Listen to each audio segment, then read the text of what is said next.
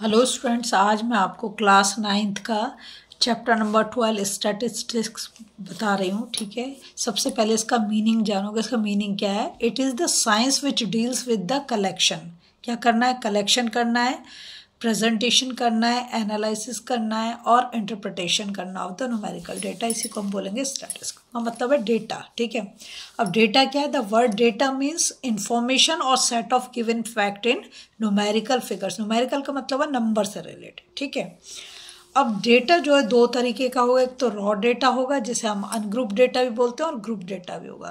तो जो raw data वो क्या है? The data obtained in original form are called the raw data या अनग्रुप्ड।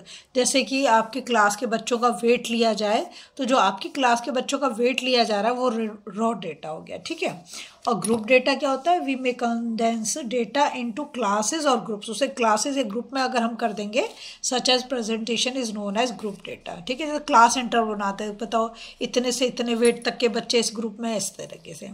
फिर हम सेकंड नंबर पे जो करेंगे, ये तो हो गया हमारा कलेक्शन डेटा का। ठीक है, उसके बाद आया प्रेजेंटेशन। तो प्रेजेंटेशन ऑफ डेटा में 4 टेबल है, बार ग्राफ है, हिस्टोग्राम है और फ्रीक्वेंसी पॉलीगॉन है। होता तो पाई चार्ट भी है, पर इस समय आपके सिलेबस में नहीं है, वो 8th क्लास में आप पढ़ चुके हो। ठीक है, तो सबसे पहले हम जाते हैं टेबल पे।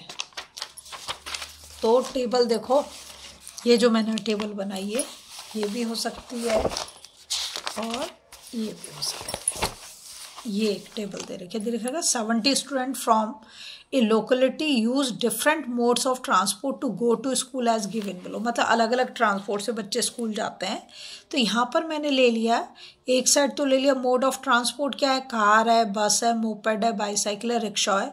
और नंबर ऑफ स्टूडेंट में तो 4 स्टूडेंट जो हैं, 4 स्टूडेंट जाते हैं कार से, 27 स्टूडेंट जा रहे हैं बस से, 11 स्टूडेंट जा रहे हैं मोपेड से, 20 स्टूडेंट जा रहे हैं बाईसाइकिल से और 8 स्टूडेंट जा रहे हैं रिक्शा से। तो अलग अलग ट्रांसपोर्ट यूज हो रहे हैं। इसी को जो हमारा सेकंड है बार ग्राफ, इसी डेटा को हम बार ग्राफ बना सकते हैं। कैसे? देखो, यहाँ पे कार, बस, मोपेड, बाईसाइकिल और रिक्शा।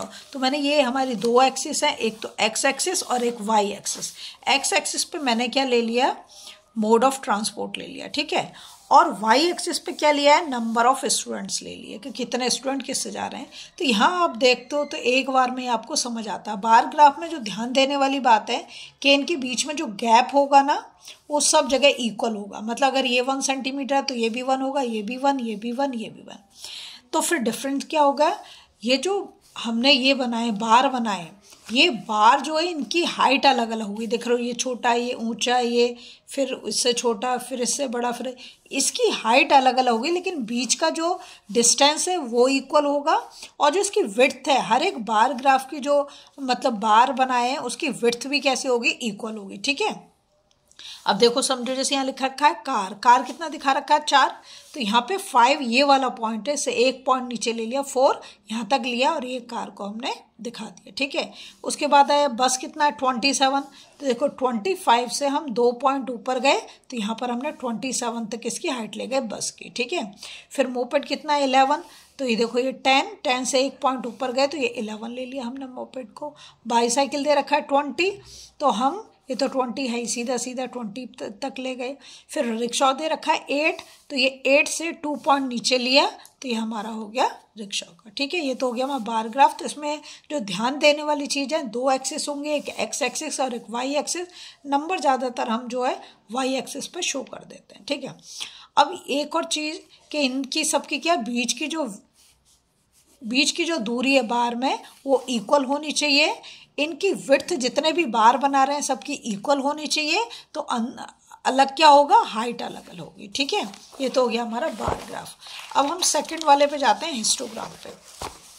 हिस्टोग्राम में आपको ग्रुप डेटा मिलेगा। देखो ये कंटिन्यूस है, 725 से 750, फिर 750 से ही शुरू हो रहा है।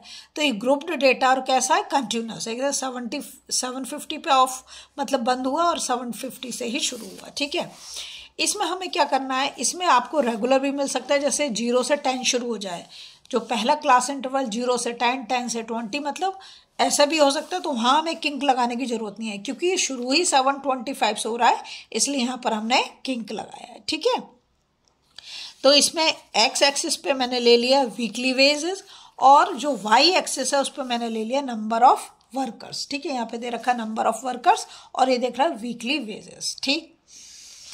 इसमें क्या अंतर है और बार ग्राफ में क्या अंतर है? बार ग्राफ में जो है हमने देखा कि सबके बीच में इक्वल जो है क्या है, डिस्टेंस है। यहाँ पर जो है सब आपस में एक दूसरे से चिपके हों, क्योंकि देखो ये कंटिन्यूस है 725 टू 750, फिर 750 टू 7, तो ये कंटिन्यूस है, तो ये भी कंटिन्यूस है, इसमें बीच में कोई भी गैप नहीं है, ठीक है। विड्थ इसमें छोटी, मतलब जरूरी नहीं कि सारी विड्थ इक्वल हो भी सकती है, नहीं भी हो सकती, दोनों काम हो सकते हैं।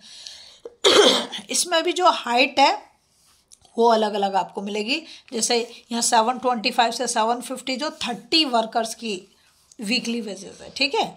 45 की कितनी है? 750 से 775, 75 की कितनी है? 775 टू 800, और 60 की है 800 से 825, और 35 की है 825 टू 850, ठीक है।